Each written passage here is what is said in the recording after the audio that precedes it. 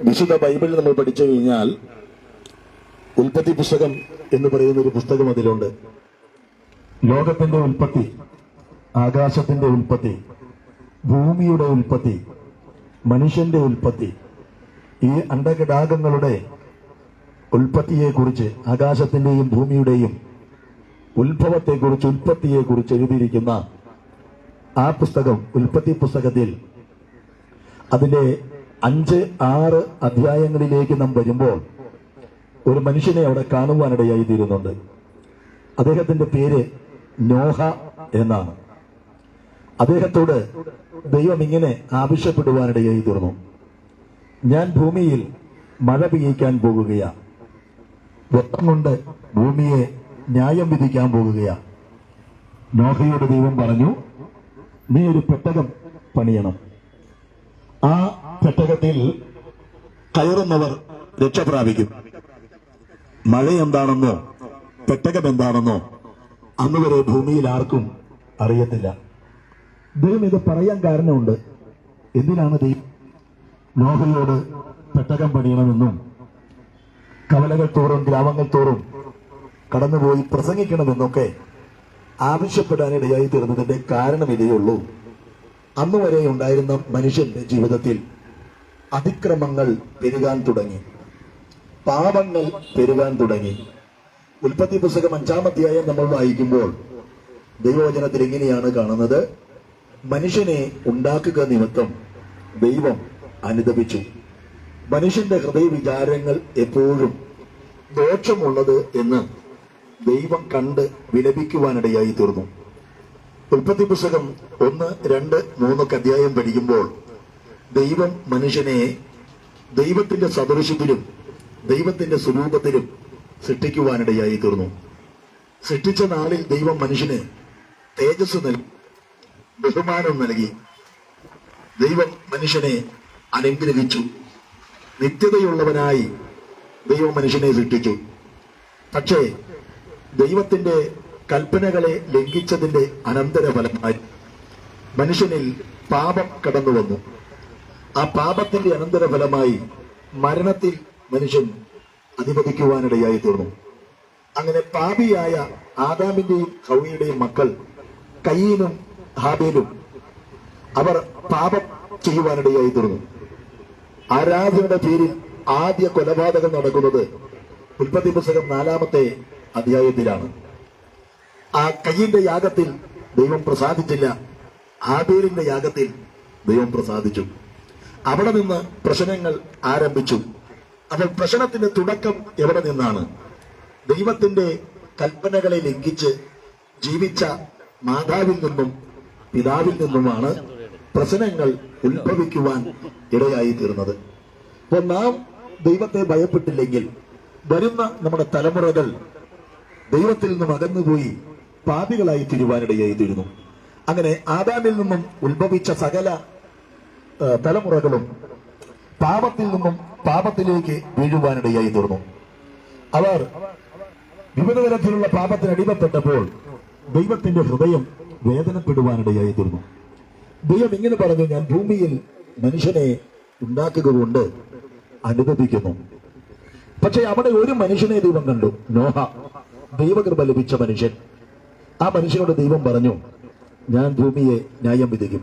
അപ്പോൾ ന്യായവിധി വരുവാൻ കാരണം മനുഷ്യന്റെ അകൃത്യങ്ങൾ പെരുകിയതുകൊണ്ടാണ്. മനുഷ്യന്റെ പാപങ്ങൾ പെരുകിയതുകൊണ്ട് ദൈവം ഭൂമിയെ, ലോകത്തെ, അല്ലെങ്കിൽ മനുഷ്യനെ ന്യായം വിധിക്കാൻ തീരുമാനിക്കുകയാണ്. അപ്പൊ ന്യായം വിധിക്കുന്നതിന് മുമ്പ് മനുഷ്യന് രക്ഷ പ്രാപിക്കുവാൻ ദൈവം ചില അവസരങ്ങൾ ഒരുക്കുന്നുണ്ട്. അതാണ് ഞാൻ ഈ പ്രസംഗിക്കാൻ വന്നത്, വിഷയത്തിന്റെ കാതലായ സന്ദേശം. അപ്പൊ ഏത് മനുഷ്യനെയും ന്യായം വിധിക്കുന്നതിന് മുമ്പ് ദൈവം ആ മനുഷ്യന് രക്ഷ പ്രാപിക്കുവാൻ അവസരമൊരുക്കും. നോഹയോട് ദൈവം പറഞ്ഞു, ഏകദേശം ഒരു 120 വർഷം വരെ നോഹ ആ പ്രദേശങ്ങളിൽ സഞ്ചരിച്ച് പ്രസംഗിച്ചു. പക്ഷേ നോഹയുടെ പ്രസംഗം ആരും വിശ്വസിച്ചില്ല. നോഹയുടെ പ്രസംഗം ആരും കേട്ടില്ല. കേട്ടു, പക്ഷെ അംഗീകരിച്ചില്ല. എല്ലാവരും പാപത്തിൽ നിന്നും പാപത്തിലേക്ക് വഴുതി വീഴുവാനിടയായി തീർന്നു. ദൈവം പറഞ്ഞതുപോലെ നോഹ പെട്ടകത്തിന്റെ പണി പൂർത്തീകരിച്ചു. പക്ഷെ ദൈവം പറഞ്ഞതുപോലെ മഴ പെയ്യാൻ തുടങ്ങി. ആകാശത്തു നിന്നും വെള്ളത്തുള്ളികൾ മഴ താഴത്തേക്ക് പെയ്തിറങ്ങി. ഭൂമി ഉറവകളെ പൊട്ടിപ്പുറപ്പെടുവിച്ചു. ഭൂമിയിൽ നിന്നും വെള്ളം മുകളിലേക്ക് പൊങ്ങുവാൻ തുടങ്ങി. നോഹയോട് ദൈവം പറഞ്ഞ ആ പെട്ടകത്തിന്റെ പണി പൂർത്തീകരിച്ചപ്പോൾ ആ പെട്ടകത്തിൽ നോഹയെയും നോഹയുടെ കുടുംബത്തെയും മക്കളെയും മരുമക്കളെയും ദൈവം കയറ്റി. വേദപുസ്തകം പഠിപ്പിക്കുന്നത് അതിനകത്ത് 8 പേരുണ്ടായിരുന്നു. പക്ഷേ അതുവരെയും നോഹയുടെ പ്രസംഗം കേട്ട പലരും ആ സമയത്ത് ഓടി വന്ന് കാണും. ചേട്ടാ, ഞങ്ങളെ ഒന്ന് രക്ഷിക്കേ, അപ്പച്ചാ ഞങ്ങളെ ഒന്ന് രക്ഷിക്കേ എന്നൊക്കെ പറഞ്ഞ് വെള്ളത്തിലൂടെ നീന്തി വിറകുമേൽ പിടിച്ച്, മരത്തിന്മേൽ പിടിച്ച്, അല്ലെങ്കിൽ ഒഴുകിക്കിടക്കുന്ന പലതിലും പിടിച്ച് കയറി വന്ന് കാണും. പക്ഷെ ആ സമയത്ത് നോഹയ്ക്ക് രക്ഷിക്കാൻ കഴിഞ്ഞില്ല. കാരണം നോഹയെ പെട്ടകത്തിൽ കയറ്റിയിട്ട് ദൈവം ആ പെട്ടകത്തിന്റെ വാതിൽ അടച്ചു. ആ സമയത്ത് കൈയിട്ടടിച്ചവരും കാലിട്ടടിച്ച ആരും ആ പെട്ടകത്തിൽ പ്രവേശിക്കാൻ ഇടയായി തീർന്നില്ല. അപ്പൊ ഞാൻ പറഞ്ഞു വന്നതിന്റെ ആശയം, ദൈവം ഒരു ന്യായവിധി നടത്തുന്നതിന് മുമ്പ് മനുഷ്യനോടൊരു മുന്നറിയിപ്പ് കൊടുക്കും. രക്ഷപ്പെടാൻ ഒരു അവസരം ദൈവം കൊടുക്കും. അപ്പോൾ ഇന്ന് നമ്മുടെ ചുറ്റുപാടിൽ കാണുന്ന ഈ അനിഷ്ട സംഭവങ്ങളൊക്കെ നമുക്ക് തരുന്ന ഒരു മുന്നറിയിപ്പാണ്. നമുക്കറിയാം, ഈ ചില മാസങ്ങൾക്ക് മുമ്പ് നമ്മുടെ വയനാട്ടിൽ ചില ഗ്രാമങ്ങൾ ഒരു രാത്രി പുലരും മുമ്പേ ഇല്ലാതെയായി. ജലപ്രളയമുണ്ടായി, ഉരുൾപൊട്ടലുകളുണ്ടായി, നൂറുകണക്കിന് വീടുകൾ മണ്ണിനടിയിലായി. പ്രിയപ്പെട്ടവർക്ക് തങ്ങളുടെ ഉറ്റവരെ, സ്വന്തക്കാരെ, ബന്ധുക്കാരെ നഷ്ടമായി. അവരുടെ സമ്പത്തുകൾ നഷ്ടമായി. അവർ പ്രതീക്ഷയോടെ കെട്ടിപ്പടുത്ത സൗധങ്ങൾ, അവരുടെ വീടുകൾ, അവർക്കുണ്ടായിരുന്നതെല്ലാം നഷ്ടമായി.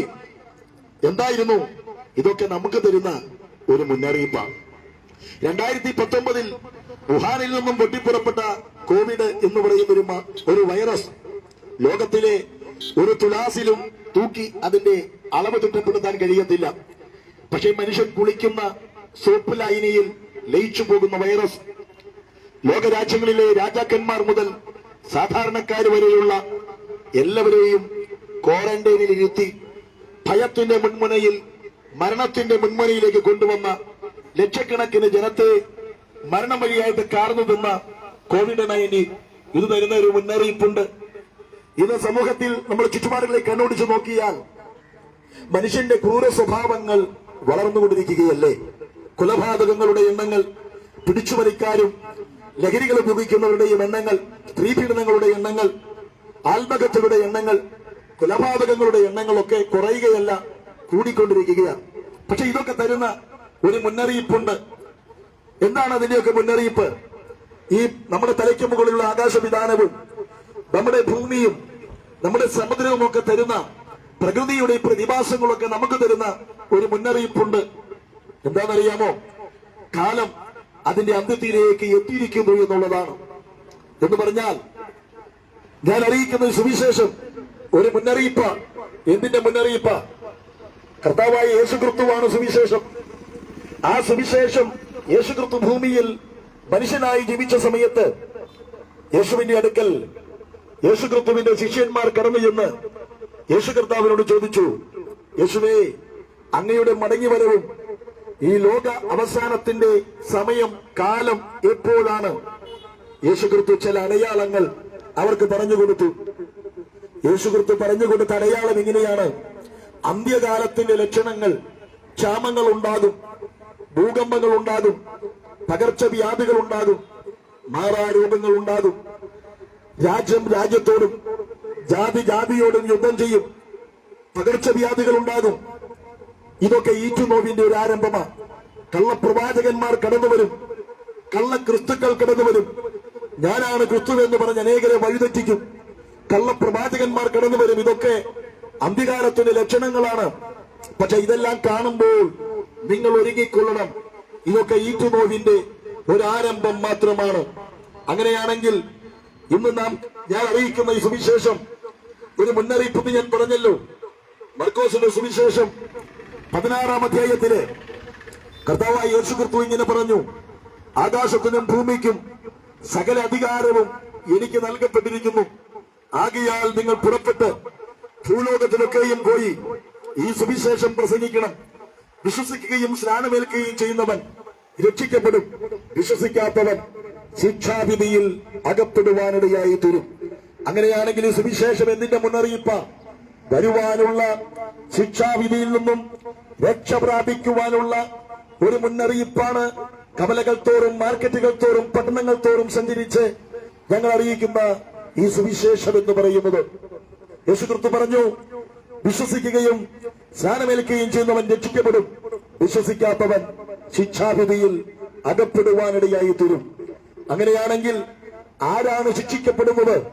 നമ്മുടെ ഭാരതത്തിലെ 28 സംസ്ഥാനങ്ങളും 8 കേന്ദ്രഭരണ പ്രദേശങ്ങളുമുള്ള നമ്മുടെ ഈ ഭാരത രാജ്യത്ത് സുപ്രീം കോടതി മുതൽ മജിസ്ട്രേറ്റ് കോടതി വരെയുള്ള അനേക കോടതികളെ നമുക്ക് കാണാൻ കഴിയുന്നുണ്ട്.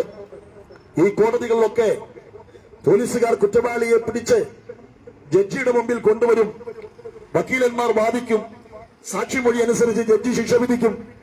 ശിക്ഷ അനുഭവിക്കുന്ന സ്ഥലമാണ് ജയിൽ എന്ന് പറയുന്നത്. നമ്മുടെ കേരളത്തിൽ തന്നെ ഏകദേശം 53-ലധികം ജയിലുകളുണ്ട്.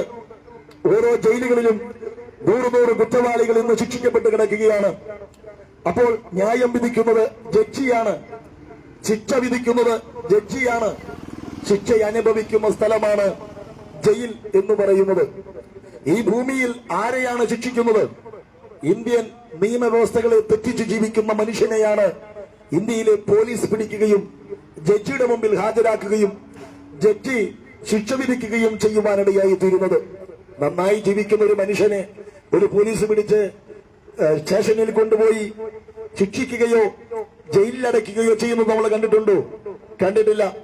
അപ്പോൾ ശിക്ഷ വിധിക്കുന്നത് ജഡ്ജിയാണെങ്കിൽ, ശിക്ഷ അനുഭവിക്കുന്ന സ്ഥലം ജയിലാണെങ്കിൽ, ശിക്ഷിക്കപ്പെടുന്നത് കുറ്റവാളികളാണെങ്കിൽ, യേശു കർത്താവ് വരുന്നു, വരാനിരിക്കുന്ന ഒരു ന്യായവിധിയുണ്ട്, വരാനിരിക്കുന്ന ഒരു ശിക്ഷാവിധിയുണ്ട്. ആരെയാ ശിക്ഷിക്കുന്നത്? ദൈവം ഭൂമിയിൽ മനുഷ്യന് നിയമവ്യവസ്ഥകളെ തന്നിട്ടുണ്ട്. ദൈവത്തിന്റെ നിയമവ്യവസ്ഥകളെ തെറ്റിച്ച് ജീവിക്കുന്ന മനുഷ്യൻ ശിക്ഷയ്ക്ക് യോഗ്യനായി തീരും. യോഹന്നാന്റെ സുവിശേഷം 3-ാം അധ്യായം അതിന്റെ 16-ാമത്തെ വാക്യം മുതൽ 19-ാമത്തെ വാക്യം വരെ നിങ്ങൾ ഈ തിരുവചനം ഒന്ന് വായിച്ചു നോക്കിയാൽ അവിടെ വ്യക്തമായിട്ട് കർത്താവ് എഴുതിയിട്ടുണ്ട്. അവിടെ പരിശുദ്ധാത്മാവ് എഴുതിയിരിക്കുന്നത് ഇങ്ങനെയാണ്: തന്റെ ഏകജാതനായ പുത്രനിൽ വിശ്വസിക്കുന്ന ഏവനും നശിച്ചു പോകാതെ നിത്യജീവൻ പ്രാപിക്കേണ്ടതിന് ദൈവം തന്റെ പുത്രനെ നൽകുവാൻ തക്കവണ്ണം ലോകത്തെ അത്രമാത്രം സ്നേഹിച്ചു. ദൈവം തന്റെ പുത്രനെ ലോകത്തിലേക്ക് അയച്ചത് ലോകത്തെ വിധിപ്പാനല്ല, ലോകം ആ യേശുക്രിസ്തുവിനാൽ രക്ഷ പ്രാപിക്കേണ്ടതിനത്രേ. ന്യായവിധി എന്നതോ വെളിച്ചം ലോകത്തിൽ വന്നിട്ടും മനുഷ്യരുടെ പ്രവൃത്തികൾ ദോഷമുള്ളതാകിയാൽ അവർ വെളിച്ചത്തേക്കാൾ ഇരുളിനെ സ്നേഹിച്ചത് തന്നെ ന്യായവിധിക്ക് കാരണമായി തീർന്നു. അപ്പോൾ വരുവാനുള്ള നമ്മുടെ ശിക്ഷാവിധിയിൽ നിന്നും നമ്മളെ രക്ഷിക്കേണ്ടതിന് ദൈവം ഒരുക്കിയ രക്ഷയുടെ വഴി കർത്താവായ യേശുക്രിസ്തുവിന്റെ ജനനവും യേശുക്രിസ്തുവിന്റെ ജീവിതവും യേശുക്രിസ്തുവിന്റെ കാൽവരിയിലെ യാഗവും യേശുക്രിസ്തുവിന്റെ ഉയർത്തെഴുന്നേൽപ്പുമാണ്. അതുകൊണ്ട് ആ ശിക്ഷയിൽ നിന്ന് നമുക്ക് മോചനം പ്രാപിക്കണമെങ്കിൽ വേറെ ഒരു കുറുക്കു വഴിയുമില്ല. യേശു നമ്മുടെ ശിക്ഷ സ്വന്തം ശരീരത്തിൽ ഏറ്റെടുക്കുവാനിടയായി തീർന്നു. യേശുക്രിസ്തുവിന്റെ കാൽവരിയിലെ യാഗത്തിലേക്ക് നമ്മൾ കണ്ണോടിച്ചു നോക്കിയാൽ ഞാനും നിങ്ങളും ശിക്ഷിക്കപ്പെടേണ്ട സ്ഥാനത്ത് നാം ശിക്ഷയേൽക്കാതിരിക്കുവാൻ യേശുക്രിസ്തു നമുക്ക് വേണ്ടി ശിക്ഷ ഏറ്റെടുത്തു. എന്തിനു വേണ്ടിയാണ്? അറിവില്ലായ്മയുടെ കാലഘട്ടങ്ങളെ ദൈവം പരിഗണിക്കുന്നില്ല. ഇപ്പോൾ എല്ലായിടത്തുമുള്ള എല്ലാ മനുഷ്യരും മാനസാന്തരപ്പെടണമെന്ന് ദൈവം കൽപ്പിക്കുവാൻ തക്കവണ്ണം ഇടയായി തീരുന്നു. അപ്പോൾ ആ വരാനിരിക്കുന്ന ശിക്ഷ എന്താണ്? കൊരിന്ത്യർ ലേഖനം 5-ാം അധ്യായം 10-ാമത്തെ വാക്യത്തിൽ വേദപുസ്തകം പഠിപ്പിക്കുന്നു, അവനവൻ ശരീരത്തിലിരിക്കുമ്പോൾ ചെയ്തത് നല്ലതാകിലും തീയതാകിലും അതിന് തക്കവണ്ണം നാം പ്രാപിക്കേണ്ടതിന് ക്രിസ്തുയേശുവിന്റെ ന്യായാസനത്തിന് മുമ്പാകെ നിൽക്കേണ്ടവരാണ്. നമുക്കറിയാം, ഈ ഭൂമിയിൽ അനേക കോടതികളെ കുറിച്ച് ഞാൻ പറഞ്ഞല്ലോ. പണമുള്ളവർക്കും കഴിവുള്ളവർക്കും അധികാരമുള്ളവർക്കും സ്ഥാനമാനമുള്ളവർക്കും സ്വാധീനങ്ങളുള്ളവർക്കും പണമുള്ളവർക്കും ചെയ്ത കുറ്റം ചെയ്തിട്ടില്ല എന്ന് തെളിയിക്കുവാൻ അനേക കള്ളസാക്ഷികളെ ഇറക്കി പണം കൊടുത്തും സ്വാധീനം കൊണ്ടും അധികാരം കൊണ്ടും ചെയ്തതല്ല എന്ന് വരുത്തി തീർത്ത് മാന്യത പഠിച്ച് നമുക്ക് ഈ ഭൂമിയിൽ ജീവിക്കാം. പക്ഷേ സുപ്രീം കോടതിയിൽ നിന്നും ജില്ലാ കോടതിയിൽ നിന്നും ഹൈക്കോടതിയിൽ നിന്നൊക്കെ നമുക്ക് ഇറങ്ങിപ്പോരാം. പക്ഷേ സ്വർഗീയമായ ഒരു കോടതിയുണ്ട്. ദൈവത്തിന്റെ കോടതിയുടെ മുമ്പിൽ കൈക്കൂലി കൊടുത്ത് കള്ളസാക്ഷി നിരത്തിയോ ആർക്കും അവിടെ നിന്ന് ഇറങ്ങി വരാൻ കഴിയത്തില്ല. അതിന്റെ തെളിവാണ് സഭാപ്രസംഗിയുടെ പുസ്തകം എന്ന് പറയുന്ന ഒരു പുസ്തകം വേദപുസ്തകത്തിലുണ്ട്. നിങ്ങളത് വായിക്കണം. അതിൽ 12-ാമത്തെ അധ്യായത്തിൽ എഴുതിയിരിക്കുന്നു, ഇതാകുന്നു സകല മനുഷ്യർക്കും വേണ്ടുന്നത്. എന്താണ് വേണ്ടത്? 21-ാം നൂറ്റാണ്ടിൽ നമ്മുടെയൊക്കെ പ്രശ്നങ്ങൾ എന്താണ്? മനുഷ്യന് ഇന്ന് ആവശ്യം എന്താണ്? വേദപുസ്തകം പഠിപ്പിക്കുന്നു, ദൈവത്തെ ഭയപ്പെടുക, മാനസാന്തരപ്പെടുക, ദൈവത്തിന്റെ കൽപ്പനകളെ പ്രമാണിച്ചുകൊള്ളുക. അതാകുന്നു എല്ലാ മനുഷ്യർക്കും വേണ്ടുന്നത്. അതിന്റെ കാരണം എന്താ? ദൈവം മനുഷ്യന്റെ നല്ലതും തീയതുമായ സകല പ്രവൃത്തികളെയും സകല രഹസ്യങ്ങളുമായി ന്യായവിസ്താരത്തിലേക്ക് കൊണ്ടുവരുന്നൊരു ദിവസമുണ്ട്. ഒരുപക്ഷെ ഭർത്താവിനെ ഒളിച്ച് ഭാര്യയ്ക്ക് എന്തെങ്കിലും ചെയ്യാം, ഭാര്യയെ ഒളിച്ച് ഭർത്താവിന് എന്തെങ്കിലും ചെയ്യാം, അമ്മയെയും അപ്പനെയും ഒളിച്ച് മക്കൾക്ക് പല കാര്യങ്ങൾ ചെയ്യാം, മക്കളെ ഒളിച്ച് അപ്പനമ്മമാർക്ക് പലതും ചെയ്യാം. പക്ഷെ പ്രിയരെ, ഭൂമിയിലെ മനുഷ്യനെ ഒളിച്ച് പലർക്കും പല കാര്യങ്ങൾ ചെയ്യാമെങ്കിലും സർവശക്തനായ ദൈവത്തെ ഒളിച്ച് മനുഷ്യനൊന്നും ചെയ്യാൻ കഴിയത്തില്ല. മനുഷ്യന്റെ ഹൃദയത്തിലെ രഹസ്യങ്ങൾ പോലും ദൈവം അറിയുന്നു. മനുഷ്യന്റെ തലമുടി നാര് കൊഴിയുന്നത് പോലും അറിയുന്ന ഒരു ദൈവമുണ്ട്. നമ്മുടെ വേദനകളും നമ്മുടെ ഭാരങ്ങളും നമ്മുടെ ദുഃഖങ്ങളും അറിയുന്ന ഒരു ദൈവമുണ്ട്. യെശയ്യാ പ്രവാചകന്റെ പുസ്തകത്തിൽ ഇങ്ങനെയാ പറയുന്നത്, വേദനയോടെ നൊന്ത് പ്രസവിച്ച ഒരു സ്ത്രീക്ക് തന്റെ കുഞ്ഞുങ്ങളെ മറക്കാൻ കഴിയുമോ? ഒരമ്മയ്ക്കും മറക്കാൻ കഴിയത്തില്ല. എന്നാൽ വേദപുസ്തകം പഠിപ്പിക്കുന്നു, അവൾ മറന്നാലും നമ്മുടെ സൃഷ്ടിതാവായ ദൈവം, നമ്മുടെ കർത്താവായ യേശു ക്രിസ്തു നമ്മെ ഒരിക്കലും മറക്കുന്ന ദൈവമല്ല. ഇന്നത്തെ 21-ാം നൂറ്റാണ്ടിൽ പണത്തിനു വേണ്ടി 9 മാസവും 9 ദിവസവും 9 വിനാഴികയും ചുമന്ന് പ്രസവിച്ച ചോരക്കുഞ്ഞിനെ ലക്ഷങ്ങൾ ലഭിക്കുമെന്ന് കേട്ടപ്പോൾ മറ്റുള്ളവർക്ക് വിറ്റുകളയുന്ന അമ്മമാരെ നമുക്ക് കാണുവാൻ കഴിഞ്ഞിട്ടുണ്ട്. എന്നാൽ ഇന്നത്തെ കാലഘട്ടങ്ങളിൽ അമ്മമാർ പോലും പലതും മറന്നാലും നമ്മളെ മറക്കാത്ത ഒരു ദൈവമുണ്ട്, ഒരു ദൈവ സ്നേഹമുണ്ട്. അതുകൊണ്ട് ഞാൻ പറഞ്ഞത്, ഭൂമിയിൽ മനുഷ്യനെ ഒളിക്കാം, പക്ഷേ സ്വർഗത്തിലെ സർവശക്തനായ ദൈവത്തെ നമുക്ക് ഒളിക്കുവാനായിട്ട് കഴിയത്തില്ല. അതുകൊണ്ട് അന്ന് മനുഷ്യന്റെ സകല പ്രവൃത്തികളും സകല രഹസ്യങ്ങളുമായി ന്യായവിസ്താരത്തിലേക്ക് കൊണ്ടുവരുന്ന ഒരു സുദിനമുണ്ട്. മലാക്കി പ്രവചനം പറയുന്നു, ചൂള പോലെ കത്തുന്ന ഒരു ദിവസം വരുന്നു. ആ ദിവസത്തിൽ നോക്കൂ, അഹങ്കാരികൾ താളടിയായി തീരും. ഇന്ന് ഭൂമിയിൽ ദൈവത്തെ ഭയപ്പെടാതെ, ദൈവത്തെ അനുസരിക്കാതെ, അഹങ്കാരത്തോടെ അനുസരണത്തോടെ നടക്കുന്നവർ അന്ന് ചൂള പോലെ എരിയുന്ന ആ ദിവസം, അന്ന് വേരും കൊമ്പുമില്ലാതെ അത് ഇല്ലാതെയായി തീരുമെന്ന് വേദപുസ്തകം പഠിപ്പിക്കുവാനിടയായി തീരുന്നു. വെളിപ്പാട് പുസ്തകം എന്ന് പറയുന്ന ഒരു പുസ്തകം ബൈബിളിലുണ്ട്. ആ പുസ്തകത്തിൽ 20-ാം അധ്യായത്തിൽ ഇങ്ങനെ എഴുതിയിരിക്കുന്നു, മരിച്ചവർ ആഭാലവൃത്തം ഉയർത്തെഴുന്നേറ്റ് സിംഹാസനത്തിന് മുമ്പിൽ നിൽക്കപ്പെടുന്ന ഒരു സമയം. ദൈവം പുസ്തകങ്ങൾ തുറക്കാൻ പറയുന്നു. ആ പുസ്തകങ്ങളിൽ എഴുതപ്പെട്ടതിനൊത്തവണ്ണം മരിച്ചവർക്ക് അവരുടെ പ്രവൃത്തികളെടുത്ത ശിക്ഷാവിധി ഉണ്ടാകുന്നു. അപ്പൊ ദൈവം ന്യായവിധി നടത്തുമ്പോൾ പുസ്തകങ്ങളാണ് തുറക്കുന്നത്. ഇന്നത്തെ മനുഷ്യന്റെ സാക്ഷ്യം ദൈവം നോക്കുന്നില്ല. മനുഷ്യന്റെ ഹൃദയം ദൈവത്തിന് നല്ലവണ്ണം അറിയാം. അതുകൊണ്ട് ഞാൻ ഈ പ്രസംഗിക്കുന്നതും നിങ്ങൾ കേൾക്കുന്നതും ഞാനും നിങ്ങളും രഹസ്യത്തിൽ ചെയ്യുന്നതും പരസ്യത്തിൽ ചെയ്യുന്നതും രഹസ്യത്തിൽ പറയുന്നതും പരസ്യത്തിൽ പറയുന്നതും ഒക്കെ കേൾക്കുന്ന ഒരു കണ്ണുണ്ട്. അതുകൊണ്ട് ദൈവം ജീവനോടെ ഇന്നും നമ്മുടെ എല്ലാ പ്രവൃത്തികളും കണ്ടുകൊണ്ടിരിക്കുകയാണ്. നമ്മുടെ AI ക്യാമറയൊക്കെ വന്നപ്പോഴാണ് നമുക്ക് ചില കാര്യങ്ങളൊക്കെ മനസ്സിലായത്. നമ്മളെ കാണുന്ന ആരുമില്ലെന്ന് ചിന്തിച്ച് നടക്കുന്ന പലരുമുണ്ട്.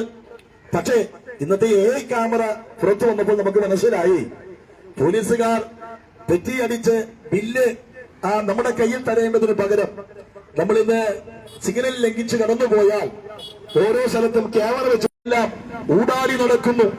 അപ്പോൾ അതുകൊണ്ട് ദൈവം കാണാത്തതായിട്ടുള്ളത് ഒന്നുമില്ല. വെളിപ്പാട് പുസ്തകം പറയുന്നത്, മരിച്ചവരാണ് ഭാഭാവൃത്തം ഉയർത്തെഴുന്നേൽക്കും, സിംഹാസനത്തിന് മുമ്പിൽ നിൽക്കേണ്ടി വരും, പുസ്തകങ്ങൾ തുറക്കും. അപ്പോൾ പുസ്തകങ്ങൾ, അനേക പുസ്തകങ്ങൾ ബൈബിളിൽ കാണുന്നുണ്ട്. ആ പുസ്തകങ്ങളിൽ എഴുതപ്പെട്ടതിനൊത്തവണ്ണം മരിച്ചവർക്ക് അവരുടെ പ്രവൃത്തികൾക്കെടുത്ത ശിക്ഷാവിധി ഉണ്ടാകുന്നു. ഇതാണ് പൗലോസ് കൊരിന്ത്യർ ലേഖനത്തിൽ പഠിപ്പിച്ചത്. അവനവൻ ശരീരത്തിലിരിക്കുമ്പോൾ ചെയ്തത് നല്ലതാകലും തീയതാകലും അതിന് തക്കവണ്ണം പ്രാപിക്കേണ്ടതിന് നാം എല്ലാവരും ക്രിസ്തുയേശുവിന്റെ ന്യായാസനത്തിന്റെ മുമ്പാകെ നിൽക്കേണ്ടവരാണ്. അപ്പോൾ ആ വെള്ളസിംഹാസനത്തിന്റെ മുമ്പിൽ നിൽക്കുമ്പോൾ, പുസ്തകങ്ങൾ തുറന്ന് ന്യായം വിധിക്കുമ്പോൾ താഴത്തെ വാക്യം ഇങ്ങനെ എഴുതിയിരിക്കുന്നത്, ജീവന്റെ പുസ്തകം എന്ന പേരുള്ള ഒരു പുസ്തകം തുറക്കുന്നു. ആ പുസ്തകത്തിൽ പേരെഴുതി കാണാത്ത ഏവനെയും തീപ്പൊയ്കയിൽ തള്ളിയിടുന്നു. ഈ തീപ്പൊയ്കയാണ് രണ്ടാമത്തെ മരണം എന്ന് പറയുന്നത്. ആ തീപ്പൊയ്കയാകുന്ന ശിക്ഷാവിധിയിൽ നിന്നും മോചനം പ്രാപിക്കുവാനാണ് കർത്താവായ യേശു ക്രിസ്തു മർക്കോസിന്റെ സുവിശേഷം 16-ാം അധ്യായത്തിൽ പറഞ്ഞത്. ആകാശത്തിനും ഭൂമിക്കും സകല അധികാരവും എനിക്ക് നൽകപ്പെട്ടിരിക്കുന്നു. ആകയാൽ നിങ്ങൾ പുറപ്പെട്ട് ഭൂലോകത്തിലൊക്കെയും പോയി സകല സൃഷ്ടിയോടും ഈ സുവിശേഷം പ്രസംഗിക്കണം. വിശ്വസിക്കുകയും സ്നാനമേൽക്കുകയും ചെയ്യുന്നവൻ രക്ഷിക്കപ്പെടും, വിശ്വസിക്കാത്തവൻ ശിക്ഷാവിധിയിൽ അകപ്പെടും. ലോക 120 വർഷം പ്രസംഗിച്ചു. പക്ഷേ ലോകയുടെ പ്രസംഗം ആരും ഏറ്റെടുത്ത് മാനസാന്തരപ്പെട്ടില്ല. അതിന്റെ ഫലമായിട്ട് നോക്കൂ, ന്യായവിധി നടക്കാതിരുന്നില്ല. ദൈവം പറഞ്ഞതുപോലെ വെള്ളം ആകാശത്തു നിന്നും താഴത്തേക്ക് ഇറങ്ങി ഭൂമി ഉറവകൾ പൊട്ടിപ്പുറപ്പെടുവിച്ചു. ഭൂമിയിൽ ന്യായവിധി നടന്നു. എന്നാൽ നോഹയും തന്റെ കുടുംബവും ആ പെട്ടകത്തിൽ കയറി രക്ഷ പ്രാപിച്ചു. അതുകൊണ്ട് യേശുക്രിസ്തു പറഞ്ഞു, ലോകത്തിൽ എങ്ങും പോയി സകല സൃഷ്ടിയോടും സുവിശേഷം പ്രസംഗിക്കണം. വിശ്വസിച്ചാൽ വിശ്വസിക്കുന്നവർ രക്ഷ പ്രാപിക്കും. അതുകൊണ്ട് പ്രിയരെ, വരുവാനിരിക്കുന്ന ആ ശിക്ഷയിൽ നിന്നും മോചനം പ്രാപിക്കുവാൻ വേറെ ഒരു കുറുക്കുവഴിയുമില്ല. മതം മാറിയതുകൊണ്ടോ പേര് മാറിയതുകൊണ്ടോ അല്ലെങ്കിൽ വസ്ത്രവേഷവിധാനങ്ങൾക്ക് മാറ്റം വരുത്തിയതുകൊണ്ട് മനുഷ്യന് ന്യായവിധിയിൽ നിന്നും ശിക്ഷാവിധിയിൽ നിന്നും മോചനം പ്രാപിക്കാൻ കഴിയുമോ? ഒരിക്കലും കഴിയത്തില്ല. മാറേണ്ടത് മനുഷ്യന്റെ പാപ സ്വഭാവത്തിൽ നിന്നാണ്. അങ്ങനെയാണെങ്കിൽ ഈ ജീവന്റെ പുസ്തകത്തിൽ ഒരു മനുഷ്യന് എങ്ങനെ പേര് കൊണ്ടുവരാൻ കഴിയും? നമുക്കറിയാം, ഇവിടെ കഴിവുള്ള ഒരു മനുഷ്യന് ഗിന്നസ് ബുക്കിൽ പേര് കൊണ്ടുവരാം, വാൾ പോസ്റ്ററിൽ പേര് നമുക്ക് കൊണ്ടുവരാം, റേഷൻ കാർഡിൽ പേര് നമുക്ക് കൊണ്ടുവരാം, ജനന സർട്ടിഫിക്കറ്റിൽ പേര് കൊണ്ടുവരാം, നമുക്കറിയാം ആധാർ കാർഡിൽ പേര് കൊണ്ടുവരാം. പണമുണ്ടെങ്കിൽ കുറച്ച് സ്ഥലം വാങ്ങിച്ചാൽ ആ സ്ഥലത്തിലെ ആധാരത്തിൽ നമുക്ക് പേര് കൊണ്ടുവരാം. ലോകം മുഴുവൻ പേരും പ്രശസ്തിയും ഒക്കെ നമുക്കുണ്ടാക്കാം.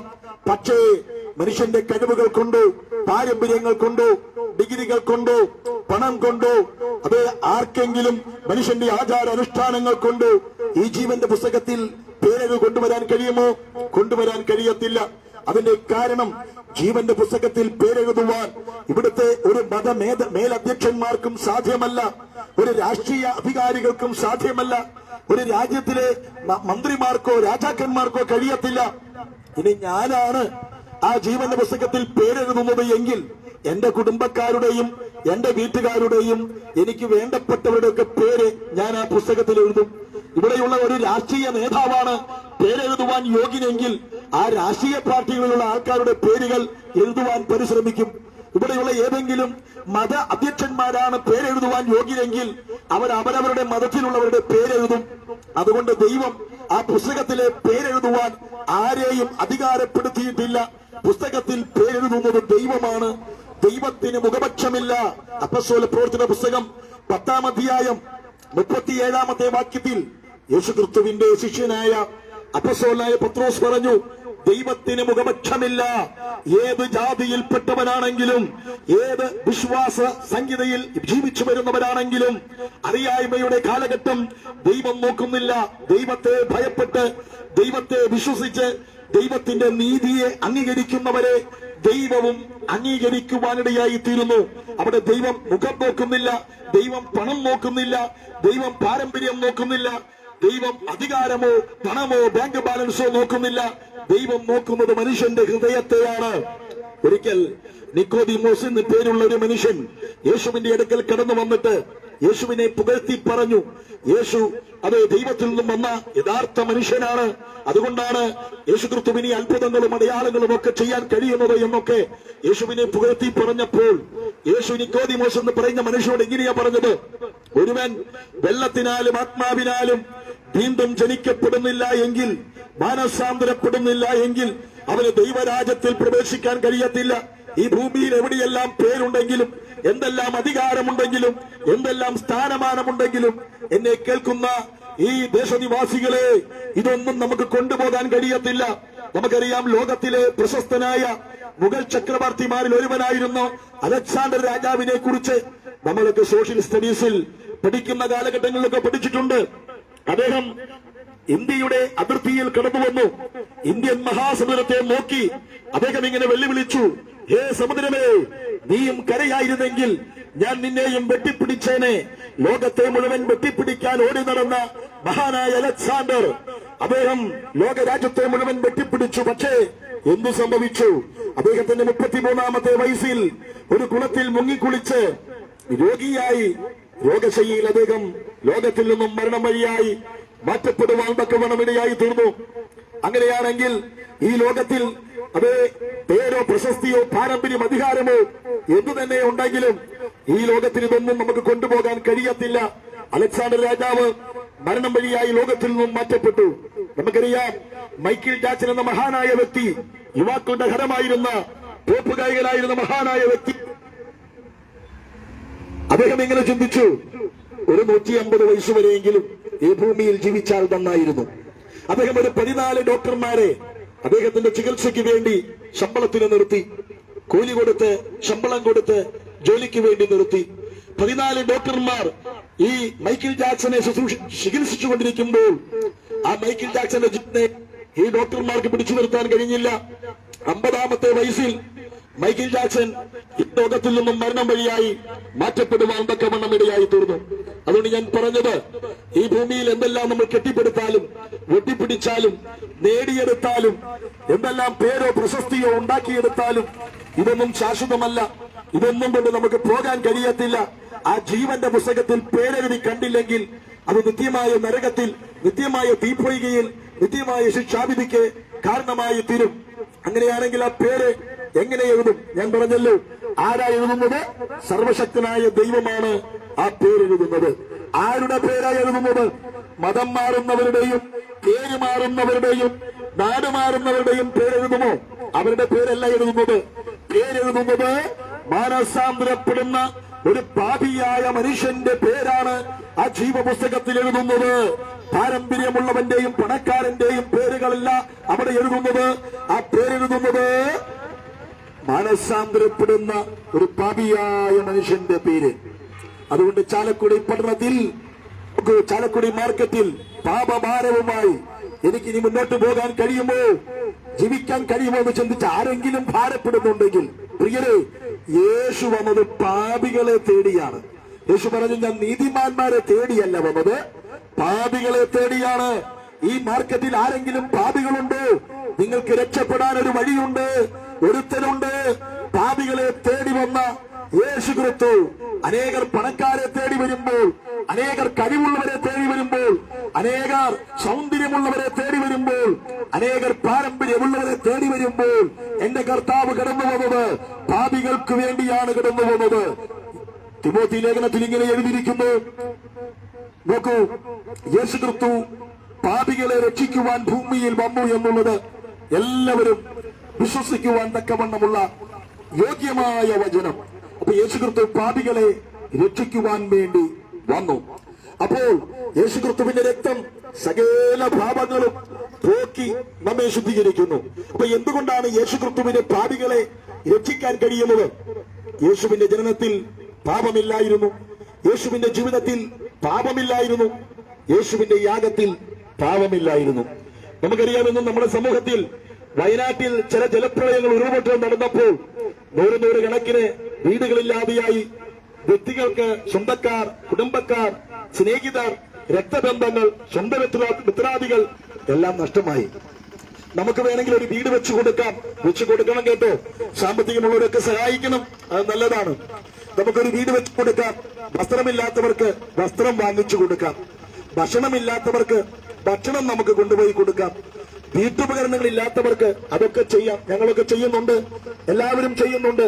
അനേക സന്നദ്ധ സംഘടനകൾ, ഗവൺമെന്റ് മുന്നിട്ടിറങ്ങി അതിനുവേണ്ട കാര്യങ്ങളൊക്കെ ചെയ്യുന്നുണ്ട്. മനുഷ്യ സഹജമാണ്, മനുഷ്യ ധാർമ്മികതയാണ്, അതൊക്കെ ചെയ്യണം. പക്ഷെ നമുക്ക് കഴിയുന്നത് അത് മാത്രമേ ഉള്ളൂ. വസ്ത്രമില്ലാത്തവർക്ക് ഒരു വസ്ത്രം മേടിച്ചു കൊടുക്കാം, വീടില്ലാത്തവന് ഒരു വീട് കെട്ടിക്കൊടുക്കാൻ എന്തെങ്കിലുമൊക്കെ സഹായിക്കാം. ഇത്രയും നമുക്ക് പറ്റത്തുള്ളൂ. പക്ഷെ വയനാട്ടിൽ അത് മാത്രമല്ല നഷ്ടമായത്. ഭാര്യമാർക്ക് ഭർത്താക്കന്മാരെ നഷ്ടമായി, ഭർത്താക്കന്മാർക്ക് ഭാര്യമാരെ നഷ്ടമായി, കുഞ്ഞുങ്ങൾക്ക് മാതാപിതാക്കളെ നഷ്ടമായി, മാതാപിതാക്കൾക്ക് കുഞ്ഞുങ്ങളെ നഷ്ടമായി, ബന്ധുമിത്രാദികളെ നഷ്ടമായവർ അനേകരുണ്ട്. നഷ്ടപ്പെട്ടു പോയ ജീവന് പകരം കൊടുക്കുവാൻ നമുക്ക് എന്തെങ്കിലും സാധിക്കുമോ? ആർക്കും സാധിക്കത്തില്ല.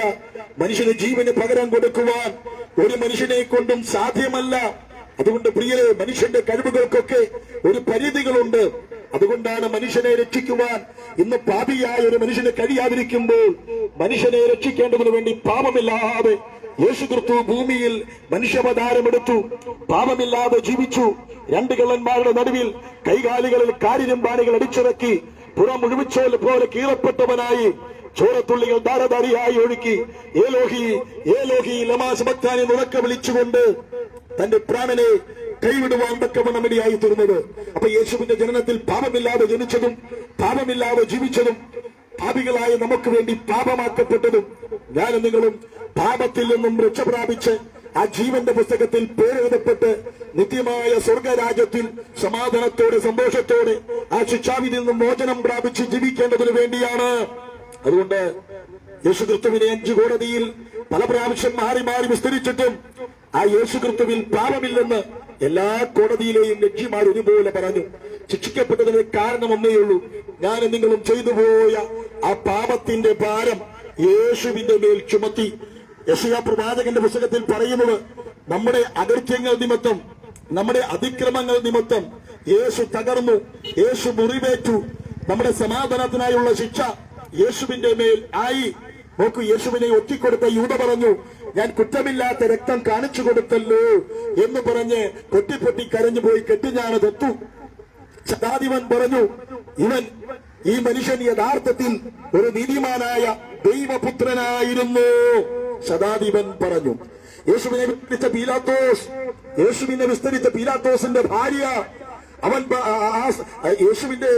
പീലാത്തോസിന്റെ ഭാര്യ പറഞ്ഞു, ആ നീതിമാന്റെ കാര്യത്തിൽ ഇടപെടരുത്. പീലാത്തോസ് പറഞ്ഞു, മരണകരമായ ഒരു കുറ്റവും ഞാൻ ഇനി കാണുന്നില്ല, ഇവൻ നീതിമാൻ, നിങ്ങൾ തന്നെ കൊണ്ടുപോയി നോക്കിക്കൊള്ളുക. അപ്പൊ ഇവരെല്ലാം യേശുവിൽ കുറ്റമില്ലെന്ന് പറഞ്ഞിട്ടും ശിക്ഷയ്ക്ക് യോഗ്യനല്ലെന്ന് പറഞ്ഞിട്ടും ശിക്ഷിക്കപ്പെടാൻ കാരണം ഞാനും നിങ്ങളും ചെയ്തു പോയ പാപം, കൈകൊണ്ട് ചെയ്തു പോയത്, കാലുകൊണ്ട് ചെയ്തു പോയത്, കണ്ണുകൊണ്ട് ചെയ്തു പോയത്, കാതുകൊണ്ട് ചെയ്തു പോയത്, ഹൃദയം കൊണ്ട് ചെയ്തു പോയത് എന്റെ യേശു തന്റെ ശരീരത്തിൽ വഹിക്കുവാനിടയായി തീർന്നു. നമുക്ക് പകരക്കാരനായി യേശു കണ്ടാൽ ആളല്ല എന്ന് തോന്നുമാറ് മുഖം വികൃതമായ ആകത്തക്കവണ്ണം തലയിൽ മുൾക്കിടമടിച്ചപ്പോൾ കണ്ണിൽ നിന്നും ചോരത്തുള്ളികൾ ധാരധാരിയായി ഒഴുകി യേശു സ്വന്തം ജീവനെ നമുക്ക് വേണ്ടി അർപ്പണം ചെയ്തത് ഞാനും നിങ്ങളും വരാനിരിക്കുന്ന ശിക്ഷയിൽ നിന്നും മോചനം പ്രാപിക്കുന്ന പാപത്തിൽ നിന്നും രക്ഷിക്കപ്പെടുവാൻ വേണ്ടിയാണ്. അതുകൊണ്ട് പ്രിയരെ, ദൈവം തന്റെ പുത്രനെ ലോകത്തിലേക്ക് അയച്ചത് ലോകത്തെ വിധിപ്പാനല്ല, ലോകം അവനാൽ രക്ഷ പ്രാപിക്കേണ്ടതിനത്രേ. ന്യായവിധിയമോ വെളിച്ചം ലോകത്തിൽ വന്നിട്ടും മനുഷ്യരുടെ പ്രവൃത്തികൾ ദോഷമുള്ളതാകിയാൽ അവർ വെളിച്ചത്തേക്കാൾ ഇരുളിനെ സ്നേഹിക്കുന്നു തന്നെ ന്യായവിധിക്ക് കാരണമായി തീർന്നു. ആരാ വെളിച്ചം? യേശു പറഞ്ഞു, ഞാൻ തന്നെ ലോകത്തിന്റെ വെളിച്ചം, ഞാനാകുന്ന ലോകത്തിന്റെ വെളിച്ചം. മനുഷ്യർക്ക്, ഇരുളിൽ കിടക്കുന്ന മനുഷ്യർക്ക് വെളിച്ചം തരുവാൻ വേണ്ടി കിടന്നു വന്ന ലോകത്തിന്റെ വെളിച്ചം യേശു. ആ വെളിച്ചത്തെ അംഗീകരിക്കാതെ ഇരുളിൽ നടക്കുന്നത്, പാപത്തിൽ നടക്കുന്നത്, മദ്യപാനത്തിൽ നടക്കുന്നത്, മയക്കുമരുന്നിൽ നടക്കുന്നത്, പാപസ്വഭാവത്തിൽ ജീവിക്കുന്നത് പാപമാണ്. അതിന് ശിക്ഷയുണ്ട്. നാം ശിക്ഷിക്കപ്പെടുന്നതിന് പകരം യേശു ശിക്ഷ ഏറ്റെടുത്തത് കൊണ്ട് നമ്മുടെ ശിക്ഷയിൽ നിന്നും നമുക്ക് മോചനമുണ്ട്. അതുകൊണ്ട് പ്രിയരെ, യേശു ഇങ്ങനെ വിളിച്ചു പറഞ്ഞു, അധ്വാനിക്കുന്നവരും ഭാരം ചുമക്കുന്നവരുമായുള്ളവരെ എന്റെ അടുക്കൽ വരുവീൻ, ഞാൻ നിങ്ങളെ ആശ്വസിപ്പിക്കാം. എന്റെ സമാധാനം ഞാൻ നിങ്ങൾക്ക് തരാം. അത് ലോകം തരുന്നത് പോലെയല്ല. മദ്യമോ, മയക്കുമരുന്നോ, ലഹരികളോ, കൂട്ടുകാരോ, സിനിമാശാലകളോ, സീരിയലോ, പണമോ മറ്റുള്ളതൊന്നും തരുന്നത് പോലെയല്ല. ഞാൻ തരുന്ന എന്റെ സമാധാനം നിത്യതയോളം നിലനിൽക്കുന്ന സമാധാനമത്രേ.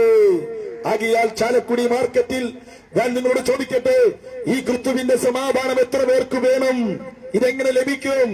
നിങ്ങൾ മതം മാറിയതുകൊണ്ടോ, പേര് മാറിയതുകൊണ്ടോ, നാട് മാറിയതുകൊണ്ടോ ലഭിക്കത്തില്ല. നിങ്ങൾക്കത് ലഭിക്കണമെങ്കിൽ, ആ ജീവന്റെ പുസ്തകത്തിൽ പേരെഴുതണമെങ്കിൽ ഒരേ ഒരു കാര്യം മാത്രം. വേദപുസ്തകത്തിൽ യോഹന്നാന്റെ സുവിശേഷം 1-ാം അധ്യായം 12-ാമത്തെ തിരുവചനം ഇങ്ങനെ പഠിപ്പിക്കുന്നു, യേശുക്രിസ്തുവിനെ കൈക്കൊണ്ട് യേശുക്രിസ്തുവിന്റെ നാമത്തിൽ വിശ്വസിക്കുന്ന ഏവർക്കും ദൈവമക്കളായി തീരുവാൻ അധികാരം കൊടുത്തു. യേശുക്രിസ്തുവിനെ പിതാവായ ദൈവം മരിച്ചവരുടെ ഇടയിൽ നിന്നും ഉയർത്തെഴുന്നേൽപ്പിച്ചുവെന്ന് ഹൃദയം കൊണ്ട് വിശ്വസിക്കുകയും നീതിക്കായി അധരം കൊണ്ട് ഏറ്റുപറയുകയും ചെയ്താൽ നാം രക്ഷ പ്രാപിക്കുവാൻ തക്കവണ്ണമിടയായി തീരും. അതുകൊണ്ട് അപ്പോസ്തലനായ പത്രോസ് തന്റെ പരസ്യ ശുശ്രൂഷ കാലഘട്ടങ്ങളിൽ അപ്പസ്തോല പ്രവർത്തന പുസ്തകം 4-ാം അധ്യായം 12-ാമത്തെ തിരുവചന വാക്യത്തിൽ ഇങ്ങനെ വിളിച്ചു പറഞ്ഞു. യഹൂദ ജനത്തെ നോക്കി അദ്ദേഹം പറഞ്ഞതിങ്ങനെയാ, സഹോദരന്മാരെ, മറ്റൊരുത്തരനും രക്ഷയില്ല. നാം രക്ഷിക്കപ്പെടുവാൻ ആകാശത്തിന്റെ കീഴിൽ ഭൂമിക്ക് മുകളിൽ മനുഷ്യരുടെ ഇടയിൽ ദൈവം നൽകിയ നാമം അത് കർത്താവായ യേശുക്രിസ്തുവിന്റെ നാമമാണ്. അതുകൊണ്ട് മനുഷ്യനെ രക്ഷിക്കുവാൻ വേറെ ഒന്നിനും കഴിയത്തില്ല.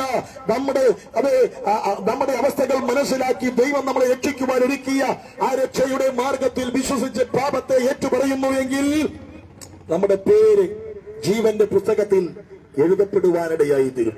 ഈ ചാലക്കുടി മാർക്കറ്റിൽ എന്റെ വാക്കുകളെ ഞാൻ ഉപസംഹരിക്കുന്നതിന് മുമ്പ് ഒരു ചോദ്യം നിങ്ങളോട് ഞാൻ ചോദിക്കട്ടെ. ഒരുപക്ഷേ മാർക്കറ്റിലെ ഈ ചന്തയിലെ കച്ചവട സ്ഥലങ്ങളിൽ ഇരുന്നായിരിക്കാം നിങ്ങൾ ഇത് കേൾക്കുന്നത്. എവിടെയായിരുന്നാണെങ്കിലും ഒരു നിമിഷം ഒന്ന് ചോദന ചെയ്യാമോ? ഞാൻ പറഞ്ഞല്ലോ, ഞാൻ അറിയിക്കുന്ന സന്ദേശം ഒരു മുന്നറിയിപ്പ. ഇന്ന് നമ്മുടെ പ്രകൃതിയിൽ കാണുന്ന പ്രകൃതിയുടെ പ്രതിഭാസങ്ങൾ ഒരു മുന്നറിയിപ്പ. മനുഷ്യന്റെ ക്രൂര സ്വഭാവത്തിന്റെ വളർച്ചകൾ ഒരു മുന്നറിയിപ്പ. സമുദ്രം തരുന്ന സമുദ്രത്തിന്റെ കോളിളക്കങ്ങൾ ഒരു മുന്നറിയിപ്പ. യേശുക്രിസ്തുവിന്റെ മടങ്ങിവരവിന്റെ മുന്നറിയിപ്പ. ലോകത്തിന്റെ അവസാനമായി എന്നുള്ളതിന്റെ മുന്നറിയിപ്പാണ്. അല്ലെങ്കിൽ യേശുക്രിസ്തു വരുവാൻ സമയമായി എന്നുള്ളതിന്റെ മുന്നറിയിപ്പ്. അങ്ങനെയാണെങ്കിൽ മരണം വഴിയായി ഈ മനുഷ്യൻ ഈ ലോകത്തിൽ നിന്ന് മാറ്റപ്പെട്ടാൽ, ഞാനും നിങ്ങൾ ഈ ലോകത്തിൽ നിന്ന് മാറ്റപ്പെട്ടാൽ നമ്മുടെ നിത്യത എവിടെയായിരിക്കും? ആ ജീവന്റെ പുസ്തകത്തിൽ നമ്മുടെ പേരുണ്ടോ? ഒന്നായിരിക്കുന്ന ഇരിപ്പിൽ, നിൽക്കുന്ന നിൽപ്പിൽ ഒന്ന് ശോധന ചെയ്യാമോ? ആ ജീവന്റെ പുസ്തകത്തിൽ നമ്മുടെ പേരുണ്ടോ? ഇന്ന് വയനാട്ടിൽ സംഭവിച്ചതുപോലെ നമ്മുടെ നാട്ടിലും ജലപ്രളയവും ഉരുൾപൊട്ടലും സംഭവിച്ചാൽ നമ്മുടെ നിത്യത എവിടെയായിരിക്കും? മരണം വഴിയായി മാറ്റപ്പെട്ടാൽ ശിക്ഷാവിധിയിൽ നമുക്ക് മോചനം ലഭിക്കുമോ? ഒരു നിമിഷം ഒന്ന് ശോധന ചെയ്യാമോ? ഇല്ല എങ്കിൽ ആ പുസ്തകത്തിൽ പേരെഴുതുവാൻ ഇതാണ് അവസരം. ഇപ്പോഴാണ് രക്ഷാ ദിവസം, ഇന്നാണ് സുപ്രസാദ ദിവസം. നാളത്തേക്ക് മാറ്റരുത്. നാളെ ഈ സന്ദേശം എനിക്ക് നിങ്ങളോട് അറിയിക്കുവാൻ പറ്റുമോ എന്ന് തോന്നുന്നില്ല. എന്നാൽ ഇന്ന് രാത്രിയിൽ എന്തു സംഭവിക്കും നമുക്കറിയത്തില്ല. ഒരു ധനാഢ്യനായ മനുഷ്യനോട് ദൈവം ചോദിച്ചു. ആ മനുഷ്യൻ വിതച്ചു, 100 മേനി കൊയ്തു, കളപ്പുര പൊളിച്ചു പണിതു. അദ്ദേഹം ഇങ്ങനെ പറഞ്ഞു, എനിക്ക് വർഷങ്ങളോളം എനിക്കും എന്റെ തലമുറയ്ക്കും ജീവിക്കാനുള്ളതൊക്കെ ലഭിച്ചു. ആർക്കും ഞാനിത് കൊടുക്കത്തില്ല. ഞാൻ സുഖിച്ച് സന്തോഷിച്ച് ജീവിക്കും. എനിക്ക് ലഭിച്ച ഈ സമ്പത്ത് മുഴുവൻ സന്തോഷത്തോടെ സുഖിച്ച് ജീവിക്കുമെന്നൊക്കെ പറഞ്ഞ് അട്ടഹാസത്തോടെ അദ്ദേഹം കിടക്കുമ്പോൾ ദൈവം അദ്ദേഹത്തെ വിളിച്ച പേരിങ്ങനെയാ, ബൂടാ. ഇന്ന് രാത്രിയിൽ നിന്റെ ആത്മാവിനെ തിരിച്ചു ചോദിച്ചാൽ, നീ സമ്പാദിച്ചു വെച്ചത്, നീ കൂട്ടിവെച്ചത്, ഇതൊക്കെ ആർക്ക് കൊണ്ടുപോയി കൊടുക്കും? എന്നെ കേൾക്കുന്ന സ്നേഹിതരെ, ഒരു നിമിഷം ഒന്ന് ശോധന ചെയ്യാമോ? ഇന്ന് നാം മരിച്ചാൽ നമ്മുടെ നിത്യത എവിടെയായിരിക്കും? ആ ജീവന്റെ പുസ്തകത്തിൽ പേരുണ്ടോ? ഇല്ല എങ്കിൽ ആ ഇരിക്കുന്ന ഇരിപ്പിൽ നിന്നുകൊണ്ട് ഒരു വാക്ക് ദൈവത്തോട് പ്രാർത്ഥിക്കാമോ? വേദപുസ്തകം ഇങ്ങനെ പഠിപ്പിക്കുന്നു, യേശുക്രിസ്തുവിന്റെ രക്തം സകല പാപങ്ങളെയും പോക്കി നമ്മെ ശുദ്ധീകരിക്കുന്നു.